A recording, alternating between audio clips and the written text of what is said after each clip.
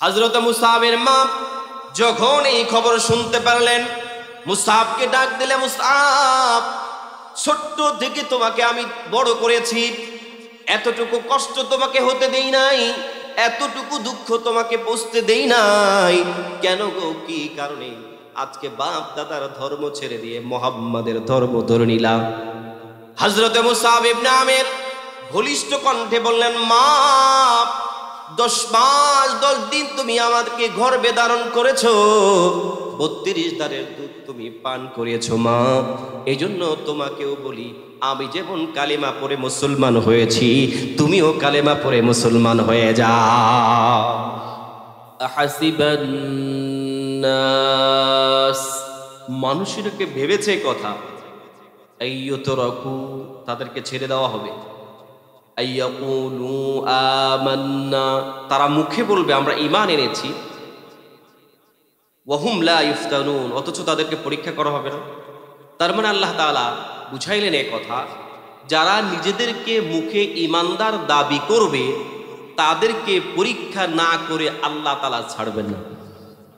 অর্থাৎ আপনি মুমিন কিনা এটা আল্লাহ তাআলা পরীক্ষা করেই আপনাকে মুমিনের সার্টিফিকেট দেবে, অন্যথায় আপনি মুখে যত কিছুই বলেন না কেন এটি আল্লাহ তাআলা গ্রহণ করবেন।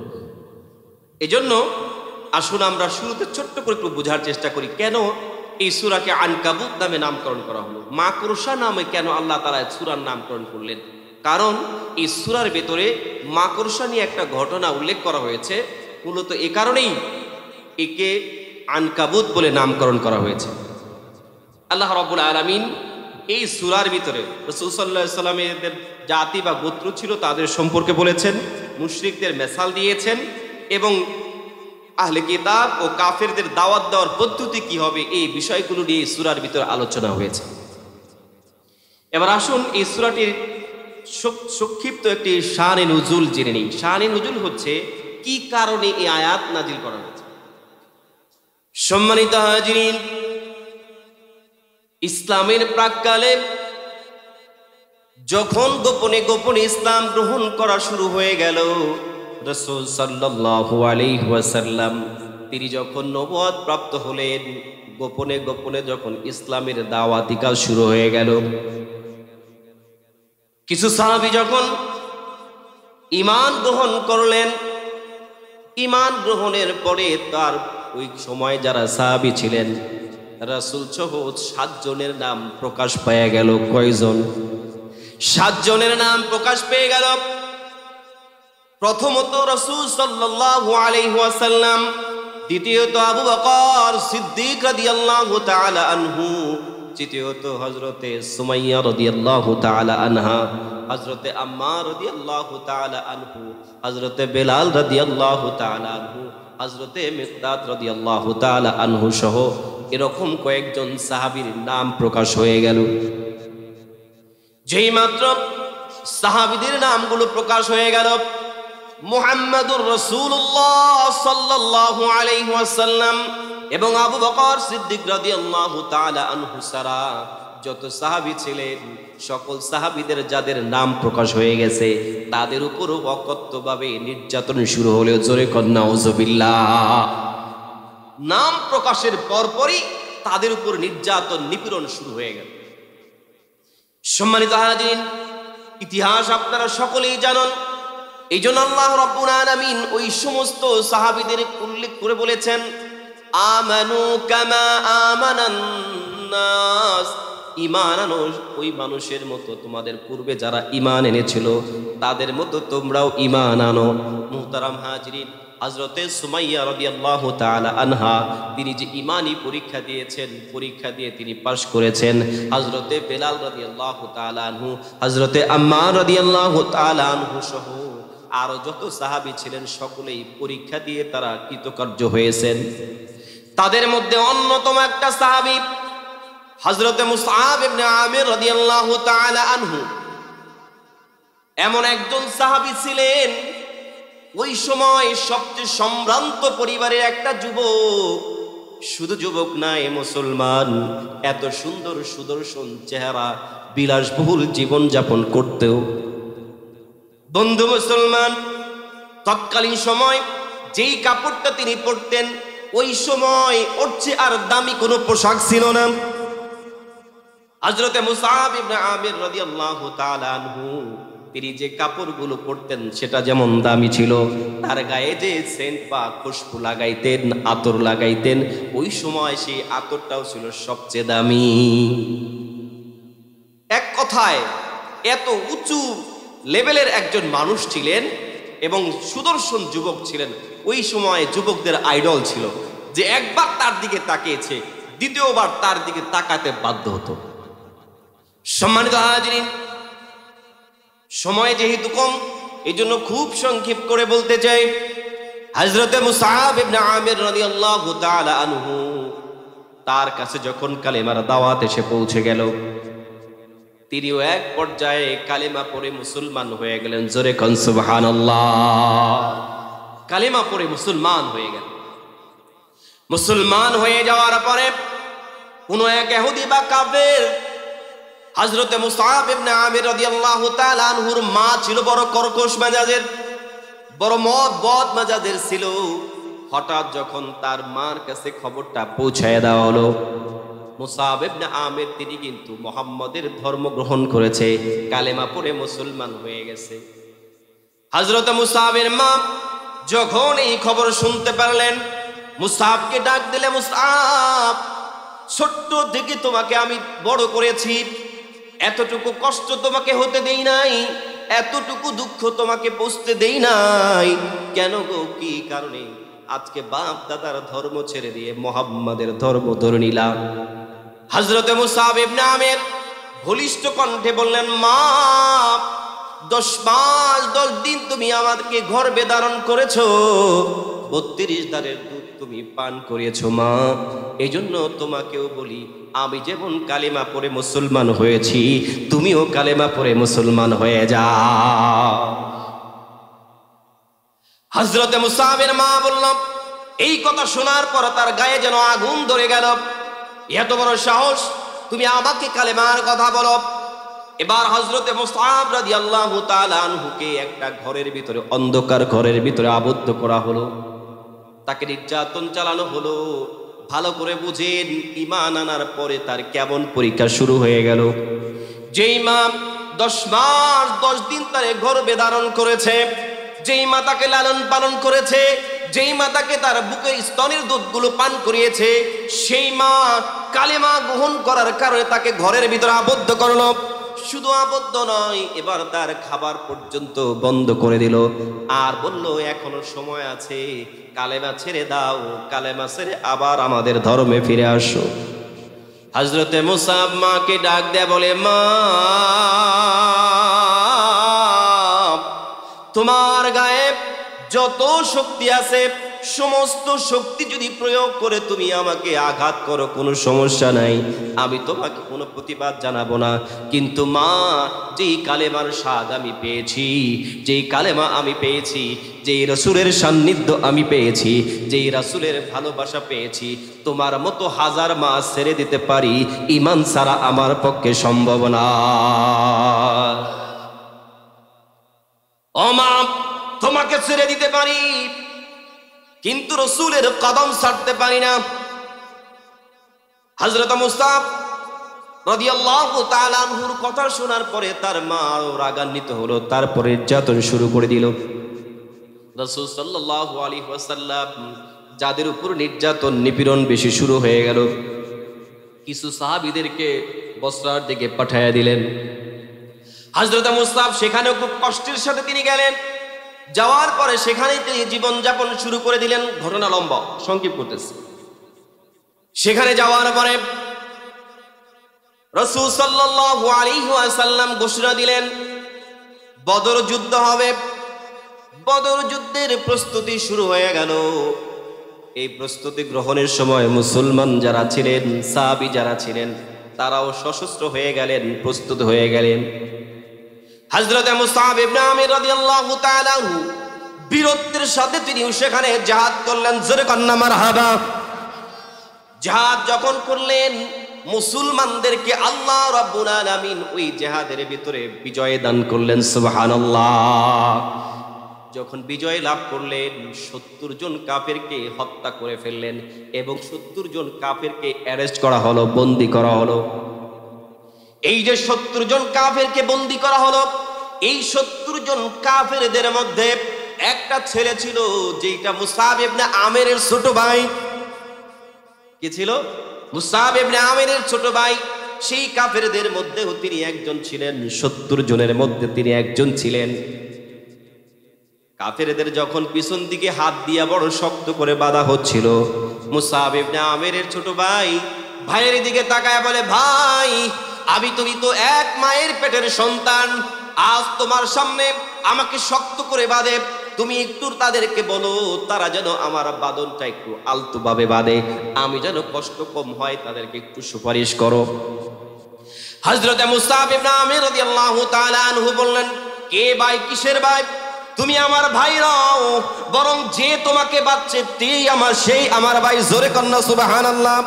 হযরত মুসাব ইবনে আমের বললেন, আজ আমার কাছে রক্তের ভাইয়ের কোনো মূল্য নাই, আমার কাছে মূল্য হলো তার যার ঈমানি আছে, ঈমানি ভাইয়ের মূল্য আমার কাছে বেশি। ঈমানি ভাইয়ের, মুমিন ভাইয়ের যে সম্পর্ক, এটা আমার কাছে দামি, রক্তের ভাইয়ের দামে আমার কাছে নেই।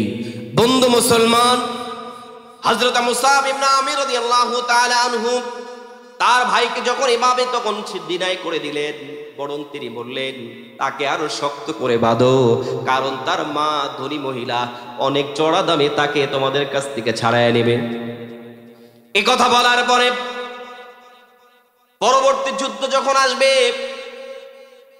উহুদ যুদ্ধ যখন শুরু হবে, উহুদ যুদ্ধের সময় এইদিকে কাফেররাও তারাও মনে মনে চিন্তা করলো, মুসলমানদের কাছ থেকে আমরা বিজয় ছিনিয়ে নেব, তারা আমাদেরকে যেইভাবে আঘাত করছে আমরা প্রতিঘাত করব। এই সিদ্ধান্ত নিয়ে তারা পরিকল্পনা করলো। এদিক থেকে রাসূল সাল্লাল্লাহু আলাইহি ওয়াসাল্লাম সাহাবীদের কেউ একত্রিত করলেন, তারাও আবার সশস্ত্র হয়ে গেল। এক পর্যায়ে যুদ্ধের সময় হয়ে গেল। যুদ্ধ যখন চূড়ান্তভাবে শুরু হয়ে গেল, এক পর্যায়ে মুসলমানরা বিজয় হয়ে যাবে প্রায় এমন উপক্রম হয়ে গেল। ঘটনা আপনারা সকলেই জানেন। হযরত রাসূল সাল্লাল্লাহু আলাইহি ওয়াসাল্লাম 70 জন তীরন্দাজকে যেখানে রেখে দিলেন, গিরিপথে যখন রেখে দিলেন, আর রাসূল বলে দিলেন, যুদ্ধে জয়ী হও অথবা না হও, খবরদার তোমরা এই পথ থেকে সরে যাবা না। সাহাবীরা যখন দেখলেন যুদ্ধ তো প্রায় আমরা বিজয়ী হয়ে যাচ্ছি, জয়ী হয়ে যাচ্ছি, এখন আর এখানে থেকে কি হবে, রাসূল সাল্লাল্লাহু আলাইহি ওয়াসাল্লামের কথা ভুলে গিয়া তারা যখন গনিমতের মাল সংগ্রহ করা শুরু করলেন, পিছন দিক থেকে হযরতে খালিদ বিন ওয়ালিদ, তখনও তিনি কাফের, তার নেতৃত্বে পেছন থেকে কাফের এসে যখন আক্রমণ করলেন, ওই যে কাফেরদের দল যখন আসলো, ওই কাফেরদের দল থেকে একটা কাফের খুব ক্ষিপ্ততার দিকে হযরত মুসাব ইবনে আমের রাদিয়াল্লাহু তাআলা আনহুর দিকে আসলো। আসার পরে রাসূল সাল্লাল্লাহু আলাইহি ওয়াসাল্লাম হযরত মুসাব ইবনে আমেরকে এক হাতে ইসলামের ঝান্ডাটা দিয়েছেন, আর এক হাতে তলোয়ার দিয়েছেন। হযরত মুসাব এক হাতে তলোয়ার দিয়ে কাফেরদেরকে কচুকাটা করতেছিলেন। হঠাৎ করে দেখা গেল পেছন থেকে যখন ক্ষিপ্ততার সাথে এসে গেছে, এমন জোরে এসে হযরত মুসাব ইবনে আমের রাদিয়াল্লাহু তাআলা আনহুর ডান হাতে কোপ দিয়ে দিল।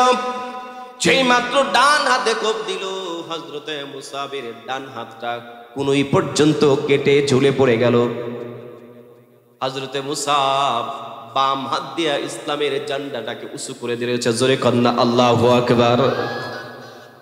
ইসলামের ঝান্ডাটা যেই মাত্র উঁচু করে ধরেছেন, কাফেররা তার বাম হাতের ভিতরে আঘাত করলো, কোপ দিল, বাম হাতটাও কেটে ঝুলে পড়লো, কেটে আলাদা হয়ে গেল।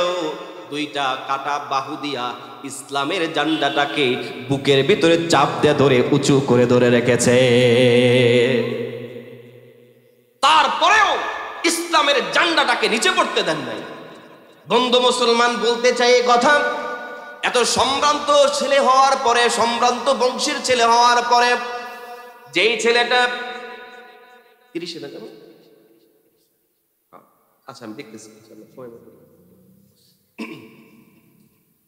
হযরত মুসাব ইবনে আমের রাদিয়াল্লাহু তাআলা আনহু তিনি যখন এরকম ভাবে কাটা দুইটা হাত দিয়ে যখন ইসলামের জান্ডাটাকে উঁচু করে ধরেছেন, ও বন্ধু, বুঝাইতে চাইলাম এই কথা, এত ধনীর দুলালি ছিলেন, শুধুমাত্র ঈমান আনার কারণে আল্লাহ তাকে কেমন পরীক্ষা নিচ্ছেন, কেমন পরীক্ষা নিচ্ছেন।